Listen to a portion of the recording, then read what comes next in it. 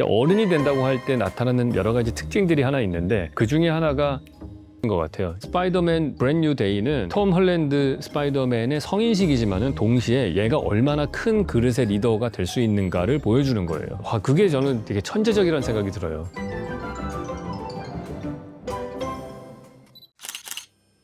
이번에 저 스파이더맨 브랜드 뉴 데이를 보고 와서 감상을 한번 하는 그런 편을 만들려고 하는데요. 스포 엄청 많습니다. 영화 안 보신 분은 보지 않으시는 게 좋을 것 같습니다. 스파이더맨 시리즈는 샘 레미 감독의 스파이더맨 시리즈 되게 훌륭하게 잘 완결이 됐다고 생각이 들고요. 사실은 어메이징 스파이더맨은 저는 진짜 너무 별로였어요. 무슨 떡밥 회수도 안 되고 뭐 캐릭터들도 하나도 멋있지도 않고 스토리도 별로고. 어메이징 스파이더맨 1, 2편은 진짜 완전 별로였고요. 마일스 모랄레스가 나오는 스파이더맨 지금 2편 나왔잖아요. 그거는 역대 최고의 스파이더맨 시리즈죠. 저는 그게 제일 좋은 것 같아요. 점수로 치면 진짜 거의 99점짜리죠, 그거는. 스파이더맨은 고뇌가 있어야 되는데 얘는 원래대로라면은 스파이더맨이 되면 안 되는 애였거든요. 근데 유니버스끼리 충돌이 일어나고 멀티 유니버스 개념이 거기 들어가면서 스파이더가 잘못 건너와서 얘를 물어가지고 얘가 스파이더맨이 되고 그 세계에 원래 있었던 스파이더맨은 죽잖아요. 그러면서 이 꼬인 거야. 그 문제가 뭐냐면은 방사능 거미가 넘어와서 얘를 물면은 얘가 실제로 그 유니버스에서 물어야 되는 애가 있을 거 아니에요. 걔는 스파이더맨이 못 된 거예요. 나중에 2편에 가서는 만나는데 이게 스포인데 걔가 악당인 거야. 일이 막 꼬이고 그 다음에 그 웨인인가요? 스파이더맨의 여자친구로 나오는 애가 다른 유니버스에서는 걔가 스파이더맨이야. 근데 그 둘의 막 러브스토리도 되게 절절하고, 왜냐면 얘네들은 각자의 세계에서는 아무도 자기를 이해해주는 사람이 없잖아요. 그런데 다른 유니버스에 있는 스파이더맨은 자기를 이해하는 거죠. 근데 성별이 달라. 그러니까 막 그런 설정이 제가 볼 때는 멀티 유니버스를 만든 이후에 그 개념을 도입한 다음에 만들어진 가장 재미난 설정인 것 같아요. 그거를 극단적으로 보여주는 게 2편이거든요. 2편 진짜 끝내줘요. 인도에 있는 스파이더맨도 나오고 뭐 영국 스파이더맨인데 막 펑크한 애도 나오고 뭐 말도 안 되는 스파이더맨 막 나오는데 걔네들이 다 모여가지고 막 같이 협업하고 그런 설정이 각본가가 천재인 것 같아요. 러브라인도 너무 천재적으로 표현이 돼 있고 기가 막힌 작품이죠. 진짜 히어로물 중에 최고인 것 같아. 3편이 빨리 나와야 되는데 문제는 소니 픽처스에서 마일스 모랄레스 스파이더맨 만든 팀이 너무 일을 빡세게 시켜가지고 애들이 다 퇴사했다고 들었어요. 좀 안타깝습니다. 빨리 3편이 만들어졌으면 좋겠어요. 학수고대하고 있습니다. 지금 누구죠? 톰 홀랜드 스파이더맨 시절이잖아요. 그렇게 빅팬은 아닙니다. 감초 역할이잖아 거의. 근데 지난번이 너무 좋았어요. 그 3스파가 다 나왔을 때 나는 그 각본가가 정말 천재인 것 같아. 이거를 마블 유니버스랑 엮어가지고 걔네들 다 거의 재탕 삼탕으로 울고 먹고 어떻게 이렇게 완벽한 스토리를 만들 수가 있지? 그래서 요번이 되게 기대가 많이 돼요. 이번이 진짜 우리가 아는 스파이더맨 캐릭터의 시작이라고 볼 수 있는 거잖아요. 저는 감독도 잘 뽑은 것 같고 하이라이트 영상 보는데 뭐 스토리도 기발한 것 같고 아주 기대 많이 하고 있습니다. 네, 스파이더맨 요번에 새로 나온 브랜드 뉴 데이라는 영화 했잖아요. 저는 너무너무 잘 만든 영화라는 생각이 듭니다. 일단은 기존의 스파이더맨 시리즈 트릴로지가 있었죠. 우리가 보통 얘기하는 샘 레미 스파이더맨 트릴로지가 있고 어메이징 스파이더맨 어스파라고 하죠. 그게 2편이 있었고 그 다음에 이제 톰 홀랜드의 스파이더맨 3편이 있었습니다. 다 홈이 들어가죠. 홈커밍 데이, Far From Home, No Way Home 뭐 이런 식으로 돼 있었는데 사실은 많은 스파이더맨 팬들이 기존의 톰 홀랜드의 그 스파이더맨을 보면서 이건 스파이더맨이 아니다. 왜냐하면 스파이더맨은 기본적으로는 삶에 찌들어 있고 고통이 있고 외로움과 그런 것들이 있는 학교에서는 찐따고 이게 몸에 배 있어야 되는데 얘는 너무 사랑받는 캐릭터인 거예요. 너무 해피하고 주변에 뭐 MJ와 네드라는 좋은 친구도 있고 항상 보면 아이언맨의 비호를 받고 있고 어벤져스의 막내로서 뭐 귀여움을 독차지하는. 그래서 이게 지금 말이 되나? 이게 스파이더맨인가? 이런 비평들을 많이 받았는데 이제 그거를 한 방에 날리는 그게 저는 되게 천재적이라는 생각이 들어요. 그거를 멀티버스 개념하고 해서 어쩔 수 없이 사람들의 기억에서 지워지게 하면서 완전히 외롭고 고립된 스파이더맨을 만든 거잖아요. 그러면서 이 브랜드 뉴 데이가 시작을 합니다.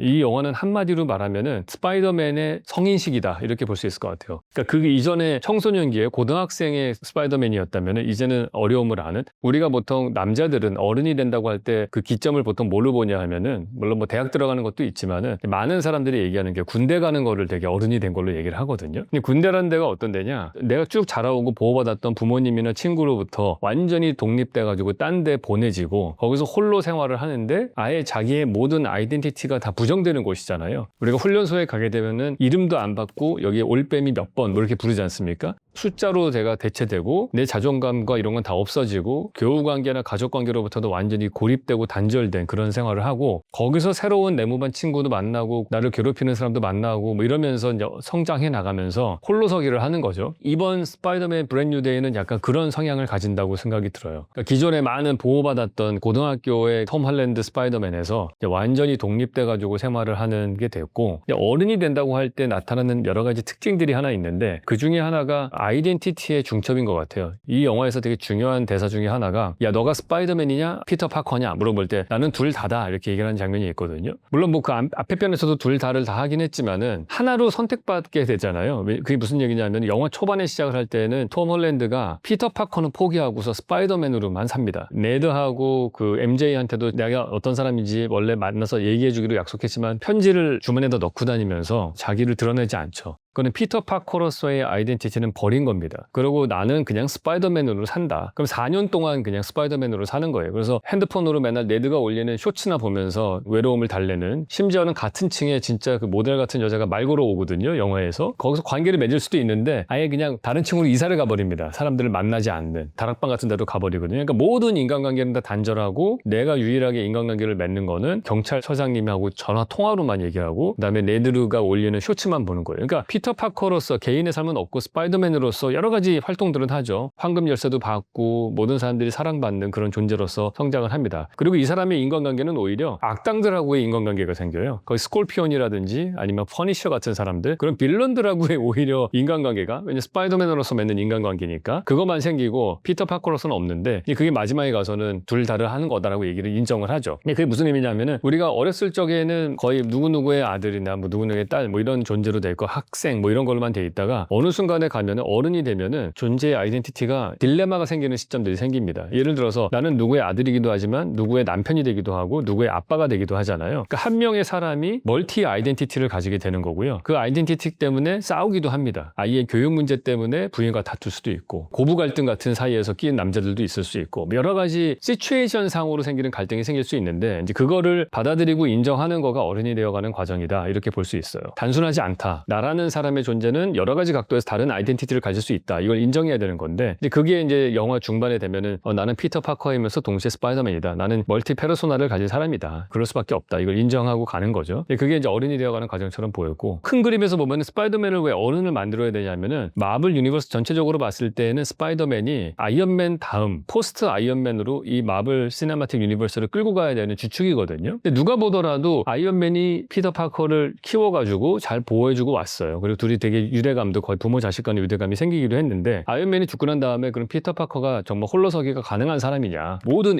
인공지능도 토니 스타크가 만들어준 거고 수트도 토니 스타크가 만들어준 거 다 그거였잖아요. 혼자서 이게 되지는 못하는 그런 존재였었는데 이제 비로소 그게 되는 거고 얘가 진짜 리더로서 자질이 있냐를 보여주는 첫 번째 케이스입니다. 노웨이 홈 같은 경우를 보면은 여러 빌런들이 있는데 그 빌런들을 다 어떻게든 죽지 않고 살려주려고 고쳐가지고 자기 유니버스로 보내려고 하잖아요. 그러니까 그 과정 중에서 보면 이 사람이 되게 심성이 착한 사람이구나. 악당조차도 포기하지 않는 사람이구나. 이거를 보여주는 거예요. 근데 그것만으로는 부족하죠. 왜냐하면 자기 희생이 따라야 되는데 물론 노웨이 홈에서도 마지막에 모든 사람이 나를 다 잊어먹는 자기 희생을 한번 하긴 하지만은 이번에 진짜 빌런이 누군지 몰랐거든요. 이 스파이더맨 브랜뉴 데이에서 이 빌런이 나중에 영화 중반에 진 그레이라고 나옵니다. 근데 진 그레이는 이건 진짜 정말 뭐라 그럴까요? 이 뜨거운 감자예요. 이 마블 유니버스에서 진 그레이만 나오면은 영화가 다 재미가 없어져요. 왜냐면 얘가 너무 슈퍼 파워이기 때문에 그리고 되게 다크한 이미지, 다크 피닉스잖아요, 걔가. 그래서 얘만 나오면은 모든 게 붕괴됩니다. 마치 영화에 슈퍼맨 나오면 다 해결되고 그냥 데우스 엑스 마키나라고 하나요? 그리스 연극에 보면 마지막에 누가 하나 또 신적인 존재 나와서 다 정리하고 끝나는 것처럼 슈퍼맨이 나오면은 갈등도 없고 뭐 신적인 존재고 다 해결되고 그거에 완전 반대편에 있는 게 이 진 그레이예요. 얘는 그냥 이 컨트롤 되지도 않는 파워를 가지고 있는 애기 때문에 초토화시키고 끝나는 캐릭터거든요. 그래서 블랙홀 같은 존재입니다. 그래서 항상 재미가 없어요. 진 그레이가 주인공으로 나오기만 하면은. 그래가지고 스파이더맨 보고 있는데 중간에 진 그레이가 딱 나오는데 이번에 진짜 뭐 됐다 이제 이거 진짜 망했다. 진짜. 왜냐면 급이 다르거든요. 거기 나오잖아요. 엘레나가 그 얘기가 야 넌 작은 감자고 우린 큰 감자고 뭐 얘기한단 말이에요. 그래서 너는 프렌들리 네이버후드고 그냥 골목길에서 경범죄자들이나 잡는 애고 우리는 너 우주적인 존재를 터치하는 게 우리 뉴 어벤져스야 이런 얘기를 하는 장면이 나오거든요. 그런데 그 프렌들리 네이버후드 수준의 작은 감자 수준의 스파이더맨이 상대해야 되는 빌런이 갑자기 진 그레이 거의 멀티 유니버스급의 애가 나온 거예요. 최고의 빌런 빌런이 나온 거죠. 이거를 어떻게 해결해야 되지 않는데 영화가 흥미롭게도 얘 기능이 딴 사람 머릿속에 마음속에 들어가거든요. 근데 마지막 장면에서 그런 장면이 나와요. 들어와라 너가. 자기 머릿속으로 들어오게 한 다음에 거기서 자기가 갖고 있는 어려움을 보여주고 자기의 약점을 다 보여주죠. 그리고 또 하나는 피터 파커의 기억 속에서 메이 숙모가 나오죠. 그 메이 숙모가 자기를 이렇게 무조건적으로 사랑해주는 모습들을 보여줍니다. 왜냐면 진 그레이의 문제는 언니하고 진 그레이가 있는데 둘 다 어렸을 적에 엄마로부터 버림을 받아요. 얘네들이 초능력자라는 걸 알고서 사랑에 대한 믿음이 없는 그런 존재로 삐뚤어진 상태에서 자라납니다. 그러니까 서로 의지하다가 언니가 이제 납치당해가지고 고문당하고 그러면서 그것 때문에 얘가 폭주하게 되는 경향이 생기는데 그걸 보면서 진정한 사랑이라는 게 있구나. 그리고 얘가 피터 파커가 자기의 약점을 다 보여주고 하면서 그러면서 이 사람을 품고 궁극적으로는 리더가 되려면은 항상 모든 영화에 나오는 거가 리더의 제일 중요한 덕목은 자기 희생이거든요. 그래서 보시면은 마블 유니버스에서 최고의 리더가 누가 있습니까? 아이언맨 당연히 리더죠. 그 다음에 캡틴 아메리카도 리더란 말이에요. 그럼 두 사람의 공통점은 뭐냐면은 캡틴 아메리카가 리더가 된 거는 빙하에 자기가 테서렉트인가요? 그거 들고 자살하듯이 이렇게 갖다 박잖아요. 그런 자기 희생이 있었죠. 아이언맨이 분명히 리더가 되는 시점은 언제냐면은 그 뉴욕 침공 때 뭐 핵미사일 들고서 우주공간으로 갔다가 자기가 대신 희생하고 떨어지는 장면이 있어요. 근데 그런 것이 있었기 때문에 얘네들이 리더로서 추앙을 받는 거거든요. 그 스파이더맨은 도대체 무슨 희생을 했느냐? 노웨이 홈 때 한번 작은 희생을 했지만 여기서는 결정적으로 진 그레이를 대신해서 총을 맞습니다. 그 총알이 날아오는 걸 스파이더 센서로 알고서 자기가 딱 막아줘요. 대신 총을 맞아요. 내가 대신 죽어준다. 그거 자체가 엄청난 희생이고 그걸 통해서 드디어 톰 홀랜드의 스파이더맨이 아이언맨과 캡틴 아메리카급의 리더가 되는 거죠. 그러면서 다음 사가는 이제 얘 중심으로 진행되겠구나. 아까 제가 말씀드린 대로 스파이더맨 브랜뉴 데이는 톰 홀랜드 스파이더맨의 성인식이지만은 동시에 얘가 얼마나 큰 그릇의 리더가 될 수 있는가를 보여주는 거예요. 그러니까 노웨이 홈에서 다른 빌런들을 살리려고 했던 리더의 모습이 있었지만은 다크 히어로의 정점에 있는 진 그레이조차도 탐복시키고 감동시켜가지고 자기의 사람으로 만드는 거예요. 그거 진짜 감동적입니다. 진짜 그릇이 큰 사람이구나. 거기다 이제 퍼니셔라고 무조건 사람들을 죽이는 약간 다크 히어로거든요. 근데 그 다크 히어로의 대표적인 퍼니셔조차도 또 자기 친구로 만들어요. 진 그레이와 퍼니셔라는 두 캐릭터 다크 히어로 정말 마음이 정말 상한 그 사람들을 얘가 다 품어서 자기의 그룹으로 딱 들어오게 하는. 딱 그 정도 되니까 영화 중반에 뭐 엘레나가 우린 큰 감자고 넌 작은 감자였는데 아니더라고요. 얘가 훨씬 큰 감자인 거예요. 얘는 이제 진 그레이도 품을 수 있는 정도가 된다면은 어느 누구도 다 품을 수 있는 거죠. 빌런도 자기 사람으로 만들 수 있고 앞으로의 스파이더맨 시리즈가 되게 전 흥미진진할 것 같고 스파이더맨보다도 저는 궁금한 게 이 캐릭터 스파이더맨이 마블 시네마틱 유니버스에 들어갔을 때 다른 히어로들하고 이제 나오지 않습니까? 다른 행성들하고 부닥치잖아요. 뭐 지구 616하고 뭐하고 뭐 이렇게 해가지고 인커전이라는 게 생기거든요. 행성들끼리 점점 합쳐지면서 이쪽의 엑스맨들이 이쪽에 있는 슈퍼히어로들하고 어쩔 수 없이 싸울 수밖에 없는 상황이 돼요. 얘가 원래 악당에서 싸우는 게 아니라 상황상 싸울 수밖에 없는. 그것도 비슷하죠. 우리 전 세계 역사를 보시면 어떻습니까? 역사가 전쟁이 나잖아요. 전쟁이 나는 이유는 뭐냐면은 이 양쪽에 있는 제국들이 있는데 교통수단이 발달하면은 자기들의 영역이 점점 커지고 왔다 갔다 하기 쉬워지면은 그때 가서는 부닥치는 거예요. 몽골 제국이 말을 타고 다니지 않습니까? 말을 잘 타고 다니면 기동력이 좋으니까 이 진행 범위가 넓어요. 그러면은 어쩔 수 없이 저쪽 유럽까지도 가서 공격을 하고 다 전쟁이 나는 거예요. 남쪽으로 내려와서 중국하고도 전쟁하고 하는 거지 않습니까? 이란하고 미국하고 지금 전쟁을 하고 있는 것도 한 600년 전 이럴 때는 아무 상관도 없는 나라잖아요. 아무 상관도 없는 그런 땅인데 지금은 너무나 밀접하게 연결되어 있는 이유가 교통수단이 발달해서 그런 거거든요. 결국에는 다 자기의 영역에서 성장하던 건데 이게 영역이 커지고 교통수단이 발달하면 공간이 오버랩이 되면서 그 문명의 충돌이 일어나는 게 전쟁이죠. 근데 그거를 보여주는 거가 이 마블 시네마틱 유니버스에서 이제 인커전이라는 걸 통해서 이제 싸울 수밖에 없는 갈등이 생기는 시츄에이션으로 몰아가고 있거든요. 그러니까 닥터 둠이라고 하는 캐릭터도 결국에는 아이언맨이지만 다른 세상에서는 닥터 둠이 돼서 전쟁을 할 수밖에 없는 그런 상황이 된 거죠. 근데 그때 스파이더맨은 앞에 이제 밑밥을 쫙 까는 거죠. 빌런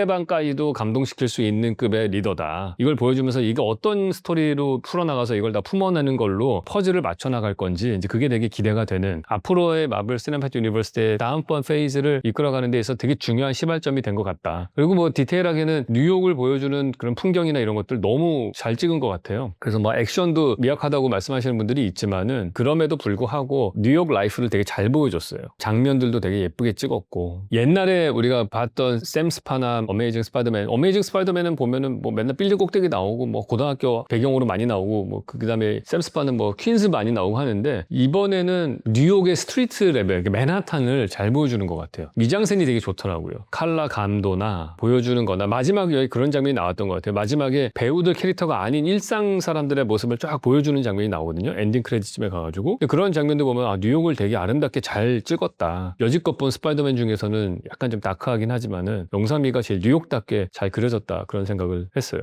여러 가지로 저는 진짜 만족도가 너무 높은 영화였습니다. 많은 분들이 비평하는 것 중에 하나는 그런 것도 있긴 하더라고요. 야, 스파이더맨이 너무 풍족하게 산다. 얘가 무슨 돈을 벌어, 어떻게 돈을 벌어가지고 이 생활을 영위하는지 모르겠다. 그 좋은 컴퓨터와 뭐 3D 프린터와 뭐 누구 돈인 거냐. 뭐 아이언맨이 유산으로 물려줬는지 어쩌는지 모르겠는데 그 부분이 빠진 거를 좀 아쉬워하시는 분들이 있더라고요. 약간 힘든 노동자의 삶을 보여주는 것들이 샘 스파의 특징이거든요. 그러니까 맨날 자기를 비판하는 신문에다가 자기가 스파이더맨 사실을 팔아서 정규직도 아니잖아요. 비정규직으로 먹고 살아야 되는 이제 그런 모습들이 보이는 게 되게 이 스파이더맨 캐릭터의 중요한 한 축이긴 한데 그런 부분에 있어서는 너무 그거 같은 느낌이죠. 그 프렌즈 시트콤 같은 느낌. 도대체 쟤네들이 커피숍에서 서빙해가지고 저 이스트 빌리지의 저 좋은 집에서 어떻게 살아? 막 이런 느낌 드는 약점이 좀 있기는 했지만 너무 많은 걸 한 번에 다 보여주면 안 되니까 이번에 하여튼 이 스파이더맨이 얼마나 큰 그릇인가 이걸 잘 보여준 것 같아요. 그 밖에도 뭐 여러 가지 그 헐리우드 영화에 나오는 아주 티피컬한 클리셰라고 하나요? 그건 꼭 나오더라고요. 예를 들어서 전체 헐리우드 영화의 히어로의 정점, 메시아의 정점은 누구냐? 서양 문화에서는 예수 그리스도잖아요. 예수 그리스도는 핍박받고 딴 사람을 위해서 자기는 희생하고 십자가에 죽고 사흘 뒤에 부활해가지고 승천한단 말이에요. 그 스토리라인을 그대로 갖고 온 게 E.T.라고 제가 전에 말씀드렸죠. 외계에서 와서 여러 명의 친구를 두고 있다가 12제자처럼 친구를 두고 있다가 얘가 죽고 다시 부활해서 다시 오겠다고 약속하고 가지 않습니까? 이번에 보면은 피터 파커가 나중에 총 맞잖아요. 퍼니셔에 총을 맞고 쓰러진 다음에 이제 병원에서 이제 계속 3일 정도 혼수 상태로 있다가 이제 깨어나거든요. 그런 것들이 한번 자기 희생을 통해서 죽었다가 다시 부활하는 그런 느낌을 만드는 것들 이런 것들은 이제 헐리우드에서 맨날 쓰는 클리셰다 이렇게 볼 수 있을 것 같아요. 항상 근데 마블이 엔드게임 이후에 그렇게 죽쓰고 있을 때에도 스파이더맨 영화는 항상 성공을 했어요. 사실 저는 스파이더맨 2편은 별로였거든요. Far From Home 그건 진짜 완전 별로였는데 노웨이 홈도 그렇고 이번 브랜드 뉴 데이도 그렇고 스파이더맨이 항상 좋은 평가를 받았던 가장 큰 이유는 히어로 영화를 만들 때 제일 문제점은 뭐냐면 히어로는 너무 강하니까 약점이 없잖아요. 근데 약점을 스파이더맨은 태생적으로 갖고 있다는 거가 일단 설정 자체가 다른 히어로하고 다른 점이죠. 그래서 가족 문제라든지 사랑하는 사람이 항상 희생되고 그레이 파워는 그레이 리스폰시빌리티가 있는 거다 뭐 이런 얘기를 이 사람이 되게 우리가 사는 에버리지보다 되게 어렵게 살잖아요. 슈퍼맨은 우리가 공감이 안 되지 않습니까? 그래서 이번에 나온 슈퍼걸 같은 경우에는 억지로 뭐 노란 태양이 없는 곳에 가면 힘을 못 쓰고 뭐 이런 시장민의 모습은 난민의 모습이고 이런 감정적인 어려움을 막 억지로 넣긴 했는데 별로 공감 안 된단 말이에요. 우리 일상하고는 다르니까 무슨 행성이 없어지고 뭐 나라가 없어지는 난민의 심정을 우리가 어떻게 공감을 하겠어요. 근데 스파이더맨은 그냥 가정사라든지 뭐 경제적인 어려움 이런 것들이 되게 공감이 많이 되기 때문에 그 약점들이 일단 기본으로 깔고 있기 때문에 그 캐릭터는 항상 히어로 영화를 만들 때 성공적으로 나올 수밖에 없는 거고 나머지는 억지로 그 어려움을 만들어요. 아이언하트 뭐 예를 들어서 뭐 흑인 여성 학생으로서의 약점, 캡틴 마블 여자 전투기 조종사로서의 어려움. 근데 이제 많은 사람들이 공감이 안 되는 거죠. 그런 페미니즘 베이스를 깔고 있는 것들이 남자들이 일단 공감이 잘 안 되고 거기에 많은 부분에 있어서 자기가 공감될 수 있는 공통 분모가 다른 히어로들은 별로 없었는데 이제 그런 것들은 스파이더맨은 되니까 이야기를 만들기가 출발점이 훨씬 더 수월하지 않았나. 뭐 다른 영화들이 실패했던 이유는 주객이 전도된 게 아닌가 싶어요. 근데 많은 PC적인 사고방식으로 내가 너를 가르쳐야겠다라는 생각으로 영화를 만든 부분도 되게 많고 무리해서 첫 번째 제너레이션이라고 할 수 있는 뭐 아이언맨 죽이고 캡틴 아메리카 은퇴하고 뭐 다 한 번에 쫙 내보냈잖아요. 그러고 나서 새로운 캐릭터들을 다 들고 왔는데 솔직히 다 매력이 없었던 것 같아요. 이제 좀 그만 히어로 영화 만들었으면 좋겠어요. 너무 캐릭터가 너무 많아. 거기다가 이제 80억 인구 중에서 한 1억 명이 히어로일 것 같아. 그 나중에 가서 우리 모두가 히어로예요. 이런 식으로 나올 것 같아가지고 진짜 캐릭터들이 계속 나오니까 한번 정리를 할 필요가 있어요. 그래서 그 얘기를 하잖아요. 페이즈 제로로 돌리는 작업이다. 그 이유가 뭐냐면은 너무 많이 멀티버스 만들고 너무 많은 히어로가 있으니까 이제 죽을 애들 좀 죽이고 이번 기회에 정리할 거예요 아마. 루머에 의하면은 샘 스파에 나오는 토비 맥과이어 죽는다고 그러더라고요. 영화 초반에. 엑스맨 울버린하고 싸우다가. 그래서 많이 정리하고 인커션 일어나면서 이제 히어로도 정리 좀 하고 이제 다시 이제 하나의 싱글 유니버스 체제로 가지 않을까 생각이 들어요.